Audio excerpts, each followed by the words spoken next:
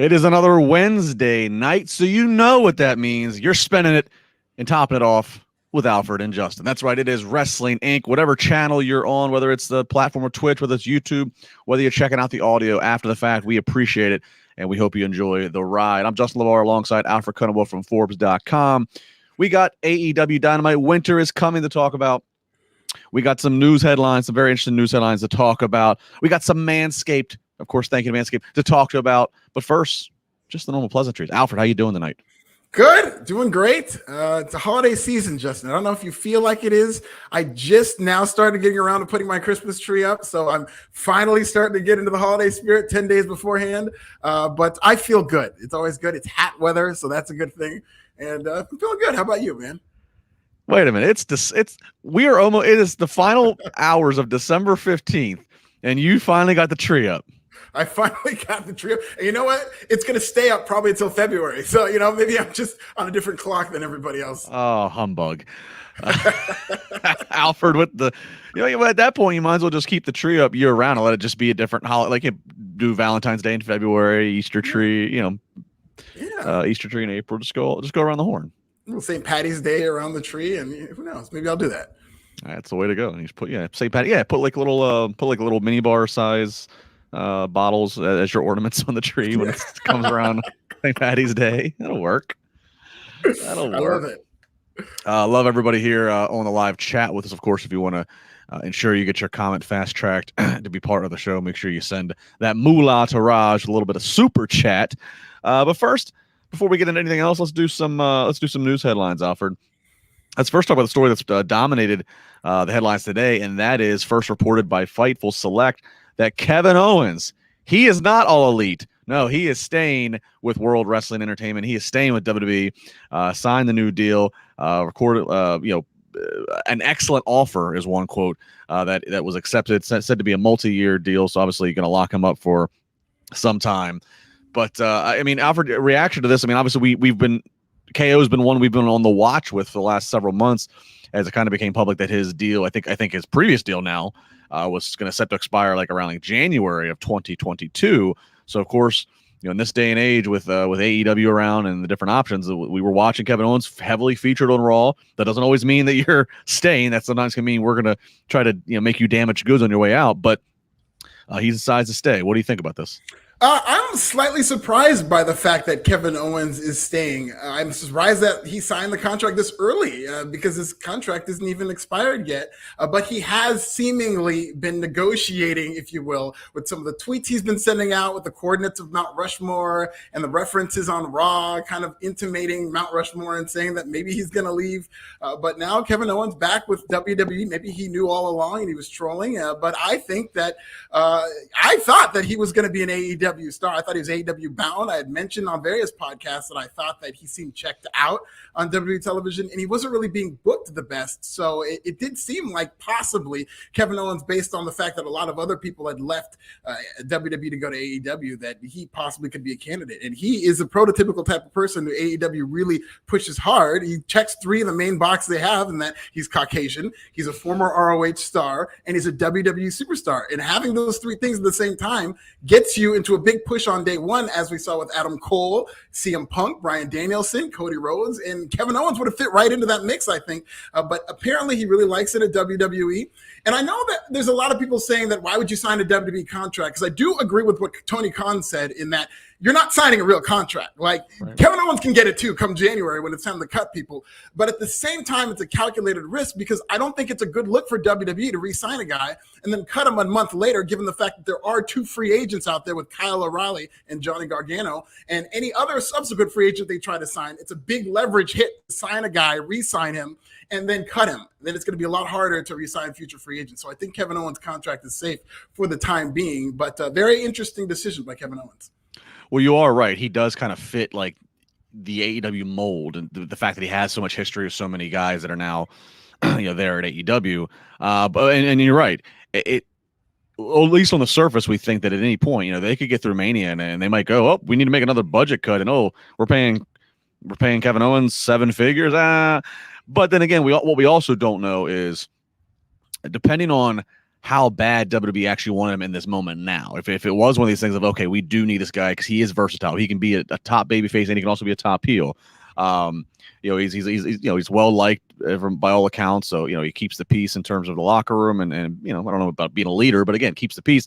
So it's like right now, if WWE truly did want him, and if he, Kevin Owens, sensed that he has that leverage that, hey, they want me to stay, they don't want to see me go somewhere else, then who knows what he might have been able to negotiate. Every contract is there for you to negotiate. And, not Kevin Owens isn't often spoken about in the same sentences as Roman Reigns or John Cena as being in that elite class. But again, if he sensed the leverage and says, you know what, this might be the last negotiation I get to have, this might be my last contract I get as a full-time performer, who knows what he might have been able to work in there. And what I'm implying is, maybe he's seen what's happened to his colleagues over the last 2 years, and maybe he was able to work something there saying, look, no matter what, this is the guarantee I'm going to get no matter what. Even if I get, who knows what he might have been able to negotiate to get done. And that may have been why he did decide to sign now, because he got them to blink and say yes. And he wasn't going to wait around and let them change their mind. He wanted to get, ink to paper. So whatever it is, and I think we're going to get some more details here the next few days, I sense, good news for Kevin Owens. And now that totally changes my perspective of watching Monday Night Raw. Now knowing next week when I watch Raw and he's in this top title picture, and now that I know that he's there to stay, that could definitely change the booking directions. Yeah, definitely. And I like your reference to the details of this contract, because I know no-cut contracts are very rare, but if I'm Kevin Owens in his position with his contract coming up in the climate of WWE right now, at the very least, I'm asking for a no-cut contract or some type of assurance in that if you cut me, I get some type of bonus or whatever, because we've seen that it does not matter. There's basically Roman Reigns and Randy Orton are safe, I think, and everybody else needs to kind of worry about their job. So in that climate, if I'm Kevin Owens, I'm at the least getting assurances from WWE that I get to resign, I get to stay here for a certain amount of time, and I get to take care of my family, because Kevin Owens is a family first guy. Yeah, contracts are always such a funny thing, especially when you get in the sports world. And I think about Moneyball. I mean, you being out in California, you know Moneyball. Like I think about like the movie with Brad Pitt where they're retelling and reliving the story of Billy Beane and putting the team together under the premises of the Moneyball. And like when he wants to get, I forget the player off the top of my head. It might have been Justice. Yeah, when he get David Justice from the Yankees, and he's talking and at one point he's talking to David Justice. He's like, "You pay me $6 million to play, or you pay me $5 million to play baseball, or you pay me $7 million as a baseball player." He's like, "No." He's like, the Yankees pay $3.5 million. That's how much the Yankees want to get rid of you. They're willing to pay $3.5 million to play against you. I always think contracts are funny, and I kind of think if you're Kevin Owens, you almost got to again try to negotiate that kind of mentality. Where like, okay, if you're going to cut me, it's gonna if you want somebody else to take me, so you can have your budget cut. It's going to cost you even when you have to cut me. You got to if get a good lawyer. I just hope Kevin Owens had a good lawyer. Apparently he did. He got a deal that he's happy with. I think he did. I think he got a good deal. I think. And I think also probably another thing in terms of the terms, never mind, also obviously money, but of course the terms being how many days does he need to work? And again, I'm not suggesting he's going to be in like Brock Lesnar mode where we'd be able to literally, keep actual track of how many matches he has. But certainly now that they're back to touring and house shows, this guy's a family guy. I think his family, I don't know if they went back to, they were in Florida for the longest time. I think they might be back in Canada now. So, I'm sure he's, probably working in something like, hey, I want to be home a certain amount of time too. So, where's the negotiation on how many dates I got to work? So, well, Kevin Owens is, he's WWE. He's not All Elite. Right now, who is All Elite is MJF, but maybe MJF could one day be in Stanford. Who knows? Another story you can read about here on Wrestling Inc. is that Andrew Zarian of the Matt Men radio show reporting that WWE and their TV partners, Fox and the USA Network, all have an interest in WWE signing a guy like MJF. That's supposedly MJF is somebody who has caught their attention, obviously, especially now with this high-profile segment with feud with CM Punk. And, of course, Zarian's noted how MJF's current AEW deal does not expire till 2024. MJF did actually acknowledge, too, on Twitter this report, and he wrote the bidding war of 2024. So kind of leaning into it. Talk about leverage when you have people when you have people 2 years out already talking about you leaving and going to the competition, and then you're playing along. I'm sure he can smile and say, Tony Khan, hey, Tony, I'm AEW for life. But if you're Tony Khan, you got to know that there's a bit of leverage here that you have to battle with that MJF has in his favor. Yeah, the fact that MJF has so much freedom to talk about the bidding war of 2024 tells me that he intends to stay with AEW, and maybe he's just doing this to troll people, to mess with people, and he's doing this whole bidding war thing to get people talking. You know, maybe in real life to get him more leverage, because this is going to definitely create a bidding war, so to speak. But the fact that he's so open talking about that, it's almost a gimmick at this point that there's going to be a bidding war for MJF in 2024. But that's also legit. Like, once we actually get to that year and there's a real bidding war, I don't expect these references to be so freely made on AEW television and on Twitter and whatnot, because I think it's going to be more real behind the scenes. And yes, WWE is very, very interested in MJF. He really seems to be the only person on their radar in terms of somebody who could potentially be a WWE superstar. In terms of what I've heard. And I think it's going to be very interesting, because we laugh about this, and it's funny to say bidding war 2024, but this is a situation that could work itself into a shoot really quick, to where once you get those digits put in front of you, then doing the whole gimmick is going to turn into a real thing. Like, maybe I should go to WWE if they're going to pay me this much. Well, the trouble is, though, and obviously, especially this time right now with WWE, who knows what they look like in 2024. The way things are changing, and with obviously Nick Khan's influence, it's hard to say. But if in 2024 they are still doing things the same way, still have the same policies and procedures in play, are still PG, or still they still handle creative the same way. MJF is a rare guy in today's pro wrestling who gets actual heat. He's not worried about selling T-shirts. He's not worried about being liked at a meet and greet. He gets actual heat, and he relishes in it. He's not the biggest physical guy, but he comes off as, yeah, go ahead and try to yell at me and fight me on the street. Like, that's the kind of heat, that old school heat that he wants, and that's his appeal. And I feel like in the current WWE, if the current WWE is still such in 2024, a lot of that greatness out of MJF will get sterilized. So, and I would think that he would be able to recognize that as well. I mean, money is money, but at the same point, this is also a young man who's been he's been aware of his brand since he was, he wasn't even an illegal adult. He's been aware of his brand, and he's been long-term planning. I think that he would know there would be a real chance, while he might get richer going to WWE in 2 years, that his brand or legacy could be severely damaged because he wouldn't have the same creative freedoms. He would have a lot more restraint that would, stop him from being the MJF that he likes to be. Yeah, that's a great point, because on the surface, he seems like the most WWE guy in AEW. Like, he does seem like somebody who is a superstar, and he's got the look, and he's just kind of like your heel who gets heat and stuff like that. But when you look at the subject matter, including like his promo tonight, I couldn't picture him being able to say stuff like that in WWE. He's not going to say that, hey, your whole city swallows. There's a lot of stuff that he couldn't say, and I think he's talented enough to get around that. But as much of a WWE guy as he seems, his content is not going to be WWE friendly in the PG world. What I think the difference is going to be is money, in that WWE is going to come up, I think, by 2023, they're going to sign a new deal. You see what NHL got and how they're kind of dying really at a faster pace with WWE. And I think WWE, as much money as they got, the billions of dollars they got, is going to get more money the next time they re-sign. And we could be in a situation where MJF is offered the most money ever for a pro wrestling contract. As crazy as that sounds, I mean, that might piss off the rest of the locker room, so we're going to have to mind that. But I think if he gets a big enough deal, there might be too much money offered for him to pass it up. Yeah, just to wrap up the story. So again, Andrew Zarian, he noted in his report that a reliable source at one of the networks, one of the TV networks, either Fox or USA, a reliable source of the networks recently commented on the November 17th MJF Punk Dynamite promo segment. And this source at the TV network said, quote, "I actually stopped what I was doing and listened to him. I don't think I've ever done that I don't think I've done that with pro wrestling in a long time." So supposedly that's, again, one of the sparks of like the attention grabbing that he's doing to those who are airing WWE right now. Like, hey, this guy could be somebody we want on our TV. So again, crazy times, we'll see, but definitely a very interesting story. Got a couple super chats we'll get to right after we finish the news here. One more story sticking with AEW. You can read again about all the wrestling. Alfred, somebody snuck in the locker room.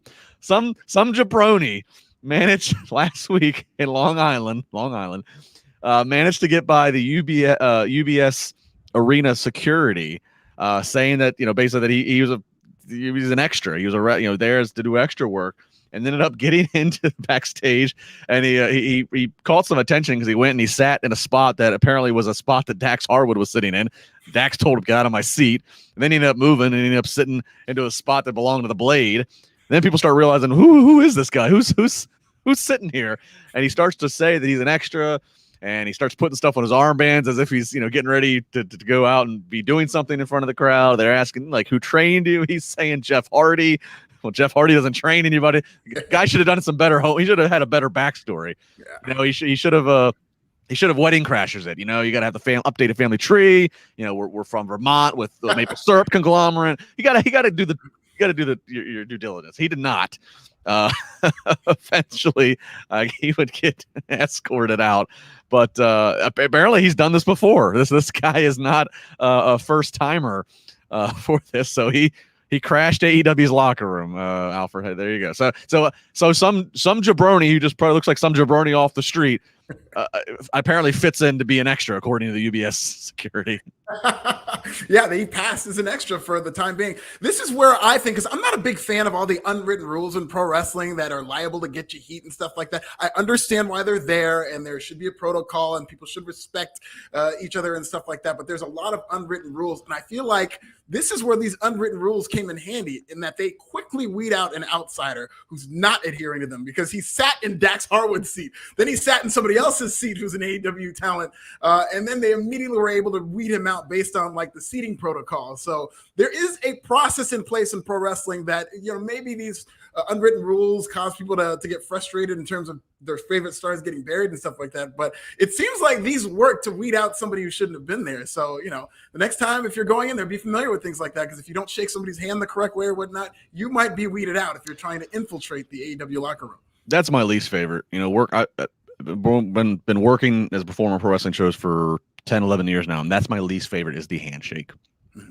It's just because it is. It's like if you show up and it's not just the wrestlers. I mean, you want the ring crew, if you have production people, if there's a visual element, like everybody, like people taking and it's like you show up, it's like this whirlwind, and you're trying to remember, did I get everybody? And then it's like you have these moments where, like, especially if it's a guy in the locker room who I don't remember if I shook his hand. So then you end up going again, and then you end up shaking his hand twice. It's like it's just, I was really hoping that COVID would kind of flush that tradition out, and that we could all just go with a nod, or maybe just a fist bump casually, and whatever. But unfortunately, the handshake's still there. So it's really, so it's still. I was going to follow up and say, is that still a thing with COVID time? It is on the independent scene. I mean, I haven't asked anybody at like WWE or if that's, but I assume that it's still there, right? But but I assume I thought we at least can graduate to like fist bumps or elbow bumps or something. Sure. I don't know.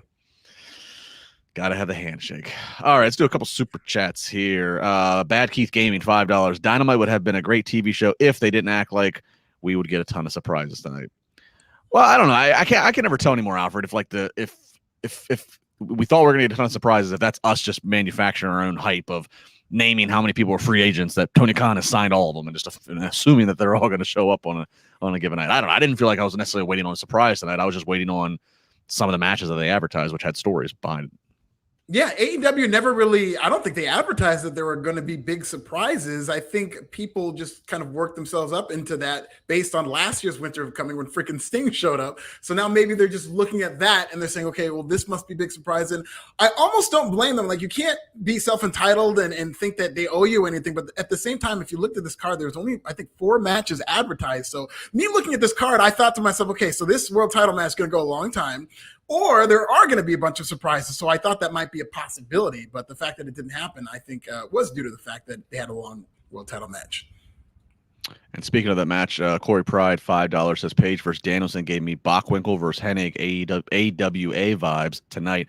Before you crap on the finish, appreciate the body of work. Yeah, we'll get on that. We will dive into that.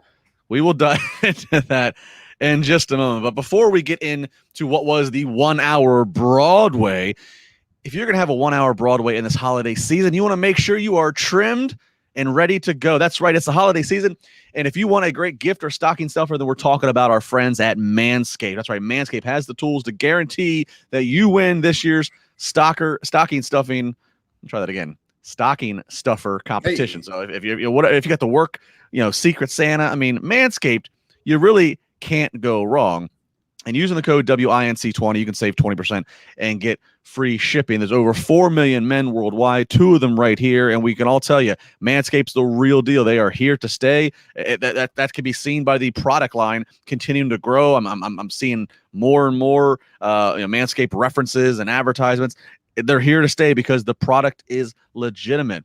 Ho, ho, ho, fellas, naughty or nice, you deserve this. Manscaped, they still have the best-selling product of the Performance Package 4.0. Should be at the top of your wish list. There's also the Lawnmower Body Trimmer, the best trimmer on the market for your balls, butt, and body. And there's also the Weed Whacker Ear and Nose Hair Trimmer. Let's not forget about the liquid formulations like the Crop Preserver and the Crop Reviver.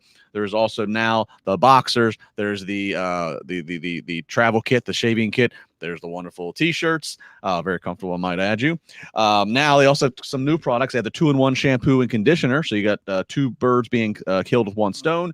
You got the Manscaped Cologne Infused Body Wash, the Shears 2.0 Luxury 4-piece Nail Kit. All kinds of wonderful products that Manscaped has. So whether you're getting them all as one big bundle, whether you're going to go a la carte and pick some of the products I just listed, again, great ideas for you. If you just want to buy a present for yourself, you deserve it. It's been another crazy year in this world.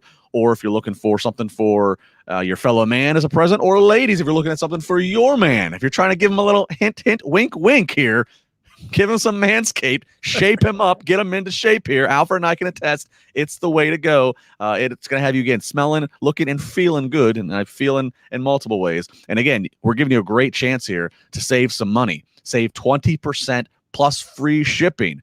In this day and age with shipping and the annoyance of that, we'll take it right out. We'll take the price out of it. It's free. Manscaped.com. Use the code WINC20.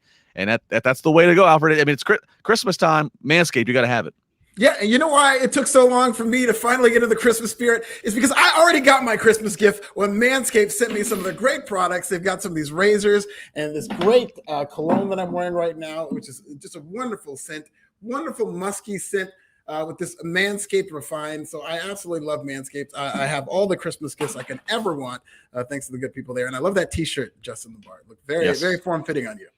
Yes, T-shirt's comfortable. The boxers are comfortable. It's all good, all good. So again, WINC20. Use the code. Again, you have nothing to lose. Seriously, just go to manscaped.com. If you keep hearing and haven't tried it, but you keep hearing, it's like there's a reason. Like it's a good product and it's succeeding. So they're sticking around to continue to make sure that we can pump out the message and spread the word. So go try it. Manscaped.com. Save 20% plus free shipping. WINC20. Thank them, as always, Manscaped, for what's been a great 2021.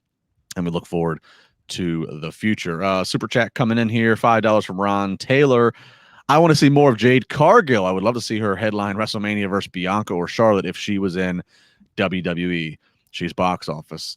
Yeah, Ron. I mean, I'm a big Jade fan. I mean, she's certainly got a presence to her, an intimidating look, but at the same time, beautiful. I mean, which is just a great combination. I'm not going to fantasy book her in WWE because she's not in WWE, but I'm going to say this. I think Alfred and I both agree. She's going to have a big 2022. 100%. That's another bidding war that we're going to have to pay attention to in terms of Jade Cargill. And, I'm going to fantasy book her just short. This is just a pipe dream, okay? This is not really even fantasy booking. If she does make her way to WWE, I really do want her to debut in the Men's Royal Rumble whenever her contract is up. I think that'd be a lot of fun. All right. You heard the booking right there first for Jade Cargill and WWE. All right, let's jump into AEW Dynamite winners coming to you from Garland, Texas, just outside of Dallas. And we kick it off. That's right. Here comes Bryan Danielson. We are going to kick it off with this world title match. And I'll be honest with you, Alfred, my first thought as I realized that they're going to start with this was first off, when they started, I did not think that this was going to go the distance that it did, but I did think, okay, they're putting this on first. Maybe that is I know this is a dream match that Tony Khan, this is one of these dream matches he's been talking about that they don't want to burn through too much and they want to make sure they get the most out of them. So I'm thinking maybe Tony Khan's given like a real loose directions, like, look, you guys, if you want to go 20, go 20. If you guys think you got 30 in you, and maybe they were going to kind of flex and call an audible to the remainder of the show off of that. So I thought, like, literally, like, if you put these guys in the main event, in the traditional main event spot, they have a hard out at 10 o'clock. Whereas this can allow them to kind of let the story breathe, and if you want a few more minutes. That's what I thought. Little did we realize that we were going to go what they were. So 60-minute time limit. This one starts off slow. A lot of just feeling each other out. Again, rightfully so, because they need to keep it in first gear for a few minutes before they ramp it up. This is a really interesting match, Alfred, because you have Bryan Danielson, who's 13-0-1 in his AEW career. This is Adam Page's first title defense. So you are wondering, what is this result going to be? Crowds chanting for AEW before they even lock up. So already just that, it's got the fans, on their feet. Some crazy bumps. Hangman Page takes a front flip on the top rope onto the apron. And these apron bumps, Alfred, AEW has a customized ring. Their apron's actually wider on the outside of the ropes than WWE and most other rings, and they did that purposely so they could do more spots on the apron. But even still, I cringe every time I see apron bumps. I don't know about you, but yeah, no, absolutely, because they say it's the hardest part of the ring because it is, and I don't think there's really much faking taking an apron bump. That legitimately hurts, and I don't know why people do it. Yeah, so we get that bump. Page takes another bump where he jumps from the top rope and crashes into the timekeeper's table, but he just kind of crashes into the side edge of it. The table doesn't break. It doesn't look like, normally in a traditional table split, it kind of breaks the fall. This just looked like his body just flopped off the side of a table. Looked painful as all hell. And then they go to commercial break 2 seconds later. So there's that. A lot of stuff here. Bryan, he's going to go back suplex on the top rope on Page. Page backflips and lands on his feet. Amazing crowd reactions to that. And then finally, as the clock is winding down, at the final 5 seconds left, Page hits the buckshot lariat, but just as he hits it, he can't even go for the pin because the time is up. Justin Roberts' time cues, he was saying them to the live audience. I don't know what happened. They were, you could faintly hear him talking on a mic, but it wasn't coming through the audio feed of the program. So that was a little hard because that took away from a little bit of the drama because I didn't know exactly where we were time wise. But nonetheless, this one goes Broadway, goes 60 minutes, time limit draw. Obviously, no title change here, but a protection. Now Bryan still doesn't have a loss on his AEW career, and of course Page still AEW World Champion. First off, before we get to the finish, just give me the match. Did you like the match? I liked the match. This reminded me of the exploding barbed wire match in that it was a very, very good match that will forever be remembered by being ruined by a finish. And I thought the match was good. I thought 15 minutes into this, I knew they were going to either go 59 minutes or go Broadway just by the commentary, in that they kept bringing up the time. Oh, every time, 15 minutes. Oh, we're 20 minutes into this match already. And it's like, well, then why would they keep bringing this up if they're not going long? And the thing you brought up with Justin Roberts happened last time they went Broadway, in that Justin Roberts was announcing the time cues and you couldn't hear anything. And it happened again. So the next time AEW decides to do a Broadway match, they really need to make sure that they have Justin Roberts plugged in to the TV monitors in terms of the TV audience being able to hear it, because that's a huge part of these matches going long. And, maybe telling the story that you're trying to tell. But I thought the match was good. Yeah, I mean, obviously his cues are coming across to the live audience, but you got, a million people at home. I would just say, I know it's not an Iron Man match, by advertisement, so it wouldn't make sense to have a. But I always wonder if you get to a point where you're within inside of 10 minutes, have a graphic come up with a clock that's just ticking a little bit. That's yes. just, at that point, because look, there's obviously a clock ticking to keep time of every match as a time limit. So there's obviously there's a timekeeper's table. So there's somebody in kayfabe, there's somebody keeping time. So just throw that time up on the screen at some point. Yes. To get around that. Yeah, so this was, first off, the match is really good. If you have the attention span and the care and also the appreciation of the art of pro wrestling, and I mean that like the bell to bell. I don't mean like just enjoying characters and promos, but if you enjoy the ring psychology and putting a match together, it's a very good match and a very good story. That said, I don't know how I feel about doing an hour match on your weekly show. Like, I don't know. I don't know how. I'll be interested to see the numbers to see what the first and second hours do. But like, does that hold people to see the same two guys out there for an hour and you've cut to 5 commercial breaks? Their match was still going. Is down on the final 5-6 minutes when the top of the hour came for the second hour. So if people are changing the channel, if they are now, it's 9 o'clock Eastern, let me see what's going on. Are they do they pick up on the drama of, oh, these guys have been fighting for a while according to commentary, I'm gonna watch this, oh, this guy's bleeding, like I don't know, and I don't know, and you give the people this just finish of there's a draw, another draw for Bryan Danielson. So I don't know. I always reference this in the Monday Night Raw, and Raw does a lot of long matches, not hour long, but they do like 2 and 3 segment matches, and they do it because they have a lot of freaking time to fill because it's 3 hours. And I always say that sucks because my philosophy is, you know, your weekly show should be more quicker matches, quicker wrestling segments, be more focused on promos and characters, save the 20 and 30-minute matches for the pay-per-views. That's my philosophy. But obviously, again, Raw has to fill 3 hours, and AEW puts a lot of value on the in-ring product and what have you. So I don't know. We'll see. It was a good match, good story. I don't know if I agree with doing it. I don't know if I agree with doing it on a free show, but we'll see.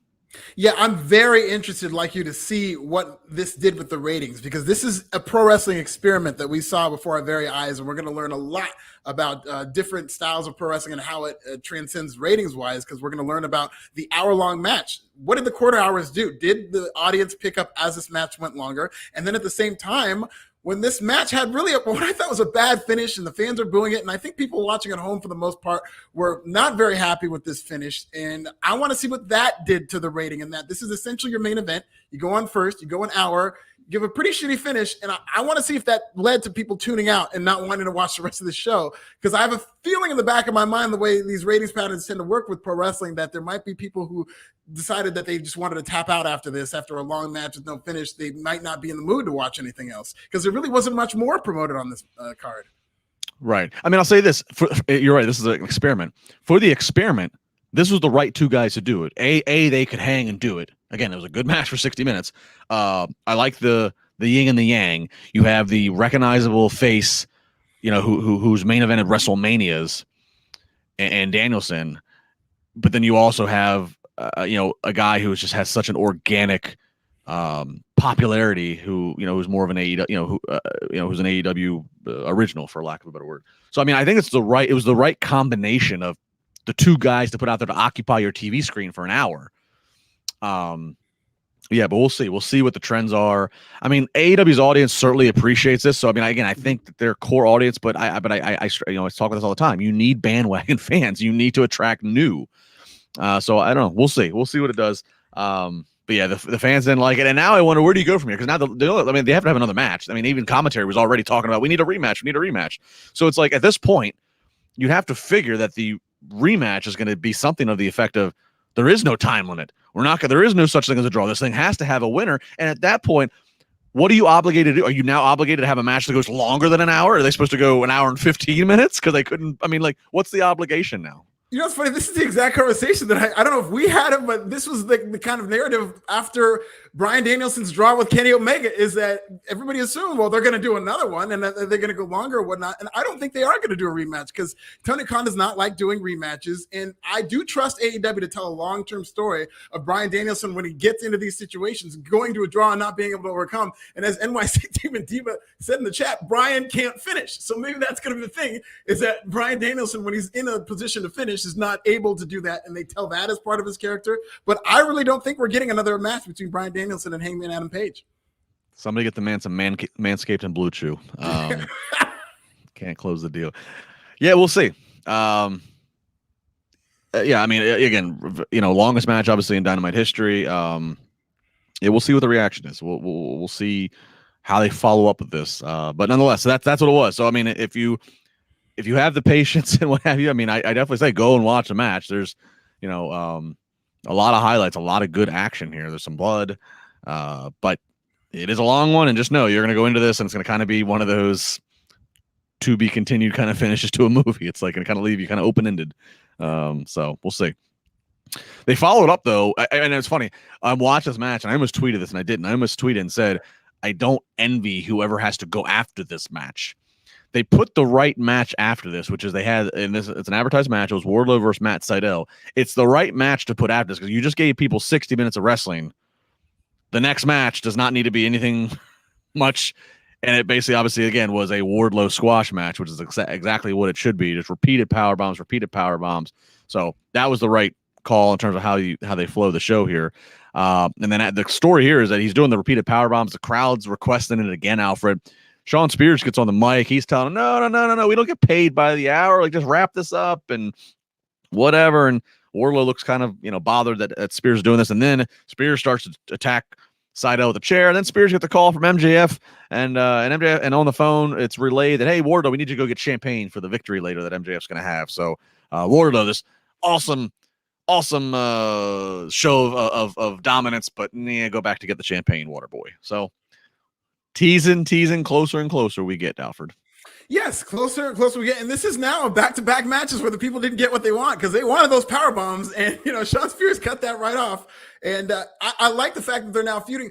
I kind of think that maybe they're a little late because I think the way to go with Wardlow and MJF splitting up is that Wardlow eventually wins MJF's Dynamite Diamond Ring. I think that'd be fantastic. That could have been something if they would have timed it better. Could have happened tonight maybe. But if they could stretch this thing out another year because they keep going back to the well of Wardlow and MJF feuding and then they kind of back off of it. But if they could stretch this thing out a little bit more, I think Wardlow would really be made if he beats MJF for that Dynamite Diamond Ring because for the past couple of Battle Royals, it's been Wardlow and MJF, I think, in that Battle Royal where MJF eliminates Wardlow, whether it's on accident or to save his own butt. And I think that'd be a great story to tell in terms of them really splitting up MJF and Wardlow. Yeah, I love slow burns. I love long-term burns. I think this could be one of those iconic moments whenever the turn does happen, the split happens. We all remember Triple H with the thumbs up, and then this, and Orton was dropped, and Orton was catapulted into a new world at that time. I think it could have that same kind of feel. I don't know if I could go another year though. I mean, I don't know if we can go another year. It does get to a point to where you just kind of check like, all right, well, they're never going to give me the ending of the story. So I don't know. That's me though. Real quick, kind of, I don't know how breaking this is, or it could have happened hours ago, but I saw somebody in the chat put this. The Young Bucks, who are known to lean into things, the Young Bucks, if you go to their Twitter, their header picture is of one Jeff Hardy. Oh dear. They have a Jeff Hardy headshot as their header picture. So, well, listen, the Young Bucks know what they're doing in terms of being tapped into the wrestling zeitgeist, and who knows? Maybe we will get Jeff Hardy in AEW. I would not be comfortable with that anytime soon. I don't know what's going on with Jeff Hardy. I really do hope that it's clear that he's okay and everything's fine before they do any type of negotiation and they're not just chasing clout, because there's very serious overtones in terms of what's happening here. Matt Hardy's been saying, kind of denying all the things that have been saying about Jeff Hardy. And I really hope Matt Hardy's right. I really hope this had nothing to do with that. And we're all just maybe rushed to judgment with Jeff Hardy. But what's important is that Jeff Hardy is okay before we start chasing all this clout. It's going to make for a good podcast interview one day when we find out exactly what has happened in the last 2 weeks here. All right, so there you go. So Wardlow looking more dominant, but he's sent off to go get champagne for MJF. We get a House of Black promo from Malachi Black. He's wandering around, his house, it looks like, and he's just talking about, just being a leader, talking about teachings. And then as he steps outside, we see a masked man in a robe who's kind of putting the robe on Black, and then Black is kind of teaching, giving a sermon to this masked man, then spits the black mist into him. And then he says, I believe he says the last final words, he's up close to the masked man's head, something about being a king, and the person kind of takes our attention. Little bits of what so king is a noteworthy line. You could see a little bit of the guy's hands out of the robe as he's putting the robe on Malachi Black. He does have tattoos. The hint here that I took and I saw it on social media is that Brody King, an ROH superstar who now ROH is going away, so everybody's a free agent. This appears maybe to be Brody King, and this would be just a perfect guy, obviously, to now be in AEW with Malachi Black, given Brody King's history and also the history he knows the performer in Malachi Black. So interesting promo that got my attention. What about you? Yeah, definitely. And I think Malachi Black and Brody King tagged earlier this year at an indie event. They're, very close, and I could absolutely see that happening. And that'd be really cool. And it looks like we're getting a House of Black stable, which would fit Malachi Black. I know I've said in the past that I like Malachi Black just solo, just a guy who's just on his own. I think that really fits him and his mystique. But he is also the type of guy. We saw The Undertaker with the Ministry of Darkness, and this is kind of that similar lane in that he has his own kind of cult. And I do think this also told me what I thought about a lot is that Julia Hart is probably going to be a member of that stable, because I think the implication watching this was that when he blows a black mist in your face, it causes you to kind of think of life a different way, and maybe you're going to go to his way. So I do think that Julia Hart's going to be a member of this too. Yeah, I agree. Yeah, and so then to follow up to that, we see this promo later on in the night at some point. We do see a backstage interview with the Varsity Blondes, and Griff Garrison's really pissed off at Malachi Black. They're gonna have a match next week. He's pissed. Pillman's kind of like, no, you're doing what he wants. You're getting riled up. You're falling into his trap, and Griff basically takes that as betrayal and just kind of shoves Pillman aside. And so they did advertise next week. On the big show, they're going to have the Christmas edition of Dynamite, the Christmas week edition. They're going to have Garrison versus Black. So I have to think this is where we'll see Julia Hart resurface. Is it Julia or Julie? Julia, I believe. Julia. We'll see her resurface, and maybe even the reveal of that masked man that was in the promo. So it looks like we'll get some advancement to this House of Black stable. Another guy again, fans hyping up themselves. Another guy I've seen people want. What could Wyndham? Could Bray Wyatt be? Ty, he's obviously very, synonymous with cults and the darks. I tend to think put him to the dark order a little bit more. I just like I like the unsaid, the connection of he and the late Brody Lee, and I don't know, that's my personal fantasy booking, but we'll see what we got. That'll be something to watch for next Wednesday in Greensboro, which that's going to have some significance we'll get to here in a second. You said the guy under the mask had tattoos, right? Yep. Kind of like when I will say this, for what it's worth, Brody King has played a stand-in for Bray Wyatt due to how similar their bodies are. So that could have just as easily been Bray Wyatt. Yeah, he's put it on his Twitter that one time he was like a body double for Bray Wyatt. I wonder if that would have been like when they did some of the fire stuff and they were burning the Fiend. Yeah, I think it was something cinematic. I believe it was one of the Fiend segments. Okay. Well, you're right. I mean, I think the thing that kind of pushes Wyndham aside and it goes to Brody King is Black saying King, that being the last word of whatever that sentence was, is where we head with that. And the fact again that it's kind of like a gem, because the news of Ring of Honor being done and all these contracts now all of a sudden are done and all these wrestlers are free agents. Like, all right, well now we can grab this guy. Yeah, everything lines up for it to be Brody King, but in the back of my mind, I hope it's Bray Wyatt. Yeah, I'm waiting. I mean, I assume Bray Wyatt's gonna, or Wyndham, whatever, he's gonna show up eventually at AEW. We'll see. We get some women's action. Serena Deeb versus Hikaru Shida. This is a rubber match between these ladies. Shida's gonna get the pin, so she's gonna get the win here on Serena Deeb. This match had a decent amount of hype and promotion going into it, and was competitive and a good showing for Shida. Alfred, I think I saw it. Is Shida going back to Japan? I thought I saw something like she might be going back to Japan in the early part of 2022. Oh, really? I didn't see that. I thought I saw that. Maybe somebody correct me if I'm wrong or expand on what I thought I saw or heard. But anyways, it got me wondering what's her situation with AEW in terms of contract or what have you. Yeah. Just because we're coming up on January, and January is where a lot of these contracts were signed in the first place several years ago at the announcement of AEW. So I'm wondering whose contracts might be coming up. Yeah, it looks like she's returning to Japan soon in February. Interesting. Interesting for her to go over if that's the case. Yeah. Jody Shawn Jenkins, 5 Canadian. I just want to say how week in, week out, AEW is much more compelling TV for a true wrestling fan. The first hour alone was better than the last 6 years of WWE. I mean, I'll say this, AEW, especially when I have the comparison of doing the show with Alfred on Wednesdays, I do, doing the show on Monday after Raw. I mean, I have to pay a lot more attention, and the amount and the pages of notes that I end up taking of notes of things that happen or just ideas that pop in my head or opinions. There is a lot that happens. For better or worse, there are things that happen at AEW, and I'm like, well, this is stupid. But I mean, it is a packed show of things to talk about and have opinions on. Where Raw is just rinse, repeat. What did I write about this last week? How can I word this differently? Yeah. It depends on what you're. It depends on what you're tuning in and what you're looking for as a wrestling fan, I suppose. Again, if you want bell to bell action, AEW is going to give it to you, and they're going to give you original matches. And Raw is going to give you long matches too, but you might have seen it 4 or 5 other times. So I don't know. The biggest difference, I think, I would say the biggest advantage AEW has over WWE right now is that they seem in lockstep with their fan base. It seems like a cohesive effort to make this show good, and the fans really want to cheer what's going on or support what's going on, whether it's booing somebody or they act the way AEW wants them to act. And I think it's because AEW understands its fan base and gives them what they want. Whereas, in WWE's fan base, they do seem to be a lot more contentious with what the fans in WWE does. Yeah, you're right. I mean, you're right. Let's say, if AEW has 10,000 people in that arena, it's almost like having 10,000 very passionate paid studio audience members. And what I mean by that is, like, you don't have beach balls flying around or the fans hijacking shows as we've seen happen in WWE shows and hot controversial markets, Chicago, New York, etc.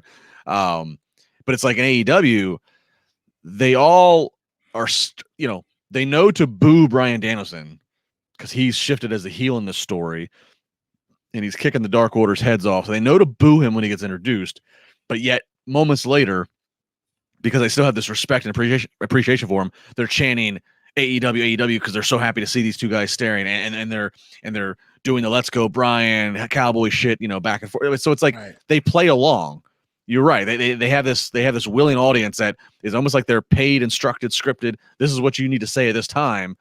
Of course, they're not paid, instructed. They've actually paid Tony Khan to be there. Yeah, it's a beautiful thing of your AEW that you have this going on right now. Again, I call that the honeymoon phase.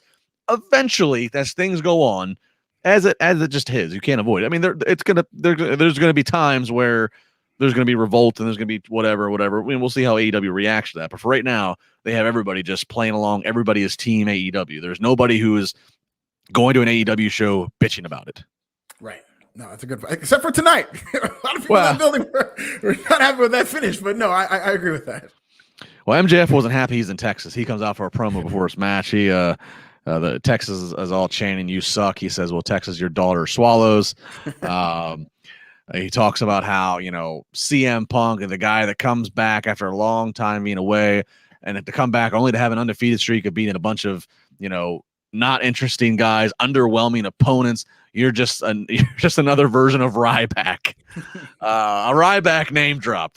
What do you think? Ryback made the chat. I just think it tells me that they're really starting to run low on these WWE references. If we're getting Ryback has entered the chat, but let's just keep it coming. I think this is a byproduct of having a lot of WWE guys in AEW. Is that then when it comes time to tell the story, AEW has not been around long enough for an origin story referencing another AEW feud. You kind of have to make references to years ago when they were in WWE. So that's why I think we see the Golden Shovel and the Sledgehammer and Ryback and WrestleMania and Miz and all these WWE references. Yeah, that got a big pop out of the crowd. And then, and then MJF kind of just, tags it off with, I don't have to walk around saying I'm the best in the world. I just am. So nice little mic drop promo for MJF. There to kind of, keep the fuel going with CM Punk. And then we have MJF versus Dante Martin. MJF for the first, portion of the match, a lot of heat, just, beating down on Dante Martin. He's in control. Then Dante gets some high flying spots in. One of note, he gets a springboard shooting star press to the outside where he overshot MJF and basically just Dante Martin just flat face bumped onto the outside ground. It looked painful, but he'd get up, probably running on adrenaline. He'll feel it tomorrow.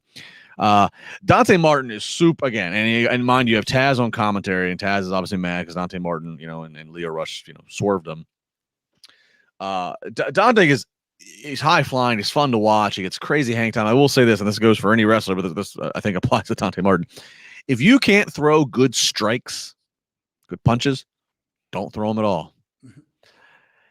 Dante Martin's up doing the 1, 2, 3, the 10 count punch on MJF, and they took one camera angle that was so unflattering. Dante Martin wasn't even touching MJF. He's basically punching the turnbuckle pad. And I was like, no! First off, somebody cut the camera, go to a different camera. And secondly, Dante, if you can't throw strikes, don't get up there and do a big old 10 punch. Don't do it. Stick to jumping around. It's not bad. Ultimately, though, Dante, he's going to end up getting getting a pin on MJF. MJF 1, 2, and then Starks comes out, puts MJF's foot on the ropes. Obviously Starks getting back at Dante for being eliminated last week, and then MJF's going to lock in an armbar and get the win. FTR is out to celebrate with MJF. They're celebrating. They're beaten down. Here comes Sting and Darby. Sting and Darby's out there, but now it's still 3-on-2. So here comes CM Punk with Sting's bat. chase off the heels. And CM Punk says next week it's going to be 3-on-3. CM Punk, Sting, and Darby Allin up against FTR and MJF. It's going to be in Greensboro, Alfred. It's going to be the first time in 27 years that the Stinger has wrestled in Greensboro. Oh my God. Love it. No, that's going to be great. And the thing with Dante Martin, he's very young. And one thing, I think what sets guys like Ray Phoenix and even Leo Rush apart from people in terms of their greatness and high flying is body control. And Dante Martin might be too athletic for his own good. I think it's a good problem to have and something that he's going to settle into. But I mean, we saw another spot where he did like a standing 450 splash, which you might be able to count on one hand how many people can do a standing 450 splash, but his knee landed right on MJF. And so I feel like he gave himself a receipt with that shooting star that overshot MJF. But he's definitely still rough around the edges, but I think he's got all the potential in the world. And they gave him so much that I was just thinking in the back of my mind that, of course, he's going to lose his match given how much they're just giving him against MJF and flying all over the place. But it's really breathtaking to watch. And I do think it adds an element of suspense, knowing that the guy doesn't have all the body control in the world, that you never know where he's going to land. So I thought this is fine. I think it's great that MJF has this Dynamite Diamond ring thing that he three-peats with now. It's like a dynasty, so now you could use it to make somebody else. I thought it was a fine match. Kind of an underwhelming main event in terms of, I don't think they spent enough time building something like this up, considering the fact they started with their main event. So I'll be very interested to see how many people stuck around for something like this. Yeah, absolutely. Yeah, I mean, again, you said earlier, it's an experiment. Let's put the world title match out there for an hour draw in the first hour, and then let's put what wasn't a squash, but again, MJF's feeding with a CM Punk. I don't think anybody's expecting MJF, who hasn't, he's not going to lose to Dante Martin. So it's, we'll see. Well, again, the fans play along, so we'll see. We'll see what the viewing audience at home, did they play along? We'll take a look at it. So next week they're in Greensboro. Obviously, they're marketing around Sting having a match there, first time in 27 years. If anybody, younger fans, wondering why Greensboro was a hot market for NWA, WCW, late 80s, early 90s, Sting coming up, and Sting coming up in that time period. He was the big babyface working the heel in Ric Flair. They're in Greensboro next week. The following week after that, the first show in TBS, when they moved to TBS, they're in Charlotte, North Carolina. So they are in Flair country for the next 2 weeks. Obviously, we know Ric Flair's done with WWE and his association with them. I don't know. Again, here we are, fans. We're building up, and we got to see these surprises, these names. But I do think it's interesting. It's Sting, one of Flair's greatest in-ring rivals. Sting's having a match next week. We're in Greensboro, and then we're in Charlotte. And again, you want to make a big splash and you move to TBS. TBS is where Ric Flair wrestled for that channel he wrestled on for so many years. I don't know. I'm just putting it all out there. Letting everybody get their own hype going here. Yeah, if there is a time to debut Ric Flair in AEW, the fact that not only it's in Charlotte, but the channel switch, which, you really, really want to drive home that they're going to a new channel, and you really want to get people in the habit of going to that new channel, and attaching that to Ric Flair will be on TBS to start off the new year. I think all that lines up perfectly. I mean, the cancel culture stench is kind of starting to wane from Ric Flair. He's doing a podcast. It's very interesting. It seems to make a lot of headlines every time he does it with Mark Madden. And it'll be interesting. We'll see if he shows up on TBS. But I think AEW should at least be kicking the tires on a Ric Flair appearance for TBS to just kind of load that show up as much as possible, because switching networks is a big deal, especially with pro wrestling fans. They're one of the biggest creatures of habit in terms of how they watch pro wrestling and when they watch pro wrestling. And since AEW's inception, they are used to Wednesday night on TNT. So you really need to kind of drive that home and do maybe one of those CM Punk builds where you're promoting Ric Flair without promoting Ric Flair. But somehow, if they get Ric Flair, I think that'd be a good way to do it. I'm curious if Ric Flair was on AEW TV, what kind of trouble that might cause Charlotte in terms of internally what she might have to deal with the office. I don't know if it would at all. So Rick actually had a very interesting day. So from this moment right now, again, if you're listening on delay, if you're listening on Thursday or whenever, I'm speaking right now at 11:04 p.m. Eastern time on Wednesday night. So 7 hours ago, a clip from Rick's latest podcast, the Woo Nation Uncensored with Mark Mann, as you mentioned. Rick talked about Bryan Danielson. And kind of got some, kind of ruffle the Bryan Danielson fan base, especially the AEW fan base, which if you say anything, the AEW fan base is nuts. Oh, yeah. You can't, you can't even debate them. If you're a diehard AEW, frontline, going to die for the call, you just can't have a conversation with them. Well, Rick pissed them off because 7 hours ago, it was tweeted a quote from this clip of Rick saying, and he's talking about Bryan Danielson. He goes, as a babyface, he's not Ricky Steamboat. As a heel, he's not me.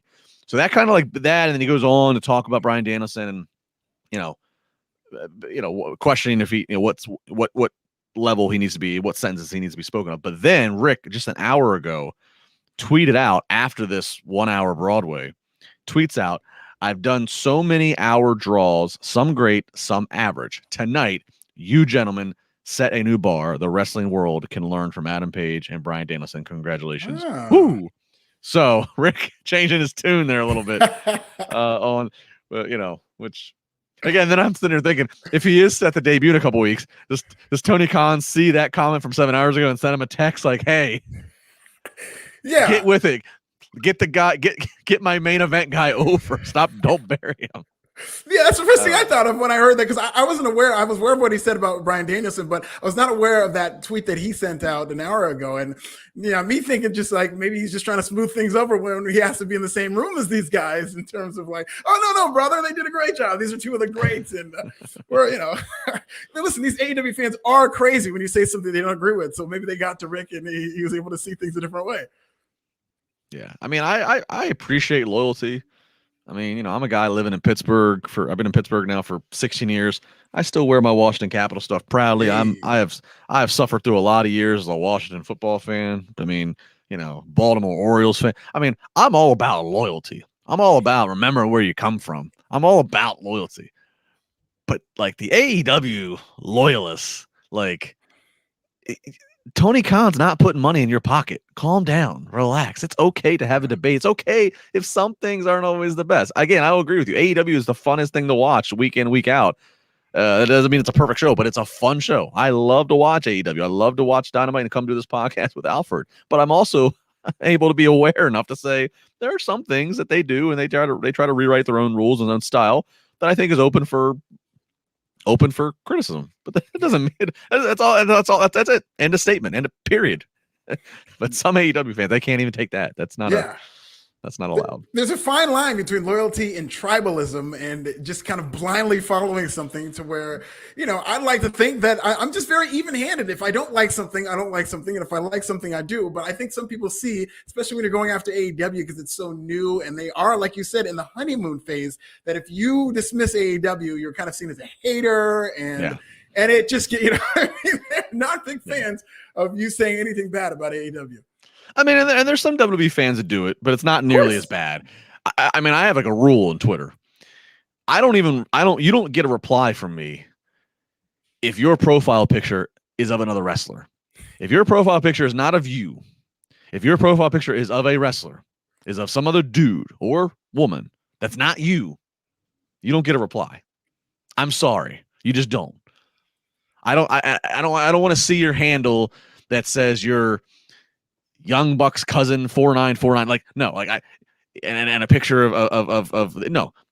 Put a picture up of yourself. If you're gonna talk crazy, let me at least be able to identify you in a lineup. All right. You don't get a reply. Great policy. Matt Hardy just came out with a new update to his Twitter policy that he will not be responding to negativity. I think he should add that too. I will not be responding to you if your profile picture is of another guy who wrestles. That's just my rule. I'd rather you not have a profile picture and you be one of those Twitter eggs. I'd rather that. Not really, because then I think, again, you're just afraid to own up and be seen and picked out of a lineup, so you just decided to not have a profile picture at all. But if you're of another dude or another girl, sorry. Nope. Yeah. You're disqualified. What you tweeted does not count. All right. As always, thank you, everybody. Thanks for the wonderful super chats. Thanks for just all the comments. Anyway, I know this chat room, they start coming in here hours before we even get on the air. They're watching Dynamite, chatting with each other before we even come on the air. That's pretty cool. It's kind of like a little watch party here on Wrestling Inc.'s YouTube. As always, tweet us at This Is Nasty, at Justin LaBar. What are you liking about the podcast? What do you want more of? How you listening to us? Where are you listening to us? Love hearing that. It's always fun. Those are the tweets I will like and respond to. I'd prefer you to have your own profile picture, but I might make an exception if it's a positive comment. So all that stuff, we love it. Alfred and I will be back next Wednesday for the Christmas week edition of AEW Dynamite. as they get ready for their Greensboro show. And of course, we all get ready to celebrate Christmas if you're celebrating that holiday. Alfred, where can people find you? What do you got coming up at Forbes? Coming up on Forbes, and I can't wait for this to come out tomorrow. The story that's developing is the merchandise sales of Hook have been moving, and that is a Forbesian story in terms of business. And I'm so happy that it is a story because I think Hook, he's just got something, man. And I didn't facetiously predict that they'd do 1 million views with Hook, but it looks like his appeal is more to the merchandise. So you'll hear more about that on Forbes. Follow me at This Is Nasty and YouTube Pro Wrestling Bits. Yeah, Hook. We didn't talk about Hook, but that. Hell of a debut. Real quick, if you haven't seen Hook's debut on Rampage, I didn't watch it live. I don't watch Rampage live too often, but I went back to see it. Hell of a debut. He's got good music. He's got a look. He's got a presence about him. He moves in the ring well. Crowd responded to him. I mean, he's the kind of guy that looks like he can kick maybe some ass, and but he's also can appeal to that female demo. I mean, you get him stealing somebody's girlfriend in AEW, you might. I mean, there's a lot that Hook can do, and as Alfred just mentioned, he's apparently moving some merch. So that goes a long way. That's a metric that always can push you to the front of the line of the booking. So yeah, Hook. We'll keep an eye on what happens there with the secret weapon of Team Taz. Yeah, absolutely. All right, he's Alfred Konuwa at This Is Nasty on Twitter. Of course, find him at Forbes. Like I said, I'm at Justin LaBar. You can see me next Friday morning, Busted Open Radio with on Sirius XM with Dave LaGreca and Mark Henry. It's going to be a wild 2022. I can feel it. We're in 2021 with a bang. We'll see how AEW Dynamite does next week. Love it. Comment, like, share, do what you got to do. Be good, everybody. See you next week.